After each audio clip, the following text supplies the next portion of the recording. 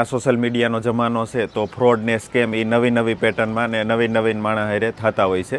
તો અટાણે આપણે એક્ઝામ્પલ મહાકુંભનું લઈ લઈએ કે તમારે મહાકુંભમાં જવું છે તો તમારે અહીંથી હોટલ સર્ચ કરતા હોય કે ત્યાં આપણે સારી હોટલમાં રોકાઈને અહીંથી બધું રેડી કરીને જાય તો ગૂગલ સર્ચમાં તમે લખો કે ભાઈ મહાકુંભ હોટલ. પણ અમુક જે સ્કેમરિયા અને ફ્રોડિયા છે એ એમાં ગૂગલમાં એડ રન કરાવે છે બીજા નામે, ટૂંકમાં ગૂગલે એને પકડી ન હગે, એમાં એડ રન કરાવે કે મહાકુંભ લખે તો આપણે સામે એની એડ આવવી જોઈએ ટૂંકમાં આ કીવર્ડ ઉપર. એ રીતનું આખું એક ટૂંકમાં સિસ્ટમ જ છે. એ સિસ્ટમમાં ફ્રોડને કોઈ પકડી પણ ન હગે.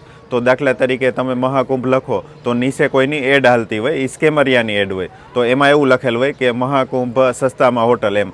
એટલે તમે એની ઉપર ક્લિક કરશો, પછી તમે એનો કોન્ટેક્ટ કરશો તો તમને એવી રીતે કહે કે ભાઈ મહાકુંભમાં સસ્તામાં સસ્તું એની પાસે જ છે. પછી તમે યુપીઆઈ કે ગૂગલ થ્રુ એને કરી દેહો પૈસા, ગૂગલ પે થ્રુ, અને ત્યાં જાઓ ને તો એનો ફોન પણ નહીં ઉપાડે અને એ તમને જડશે પણ નહીં. તો એ રીતે પણ તમારી હારે ફ્રોડ થઈ શકે. તો ઘણા બધા લોકોનો એવો ક્વેશ્ચન છે કે આપણે મહાકુંભમાં જવું હોય તો હોટલ બુક કઈ રીતે કરવી, એટલે આવી રીતે જ લખતા હોય છે કે મહાકુંભ હોટલ બુકિંગ.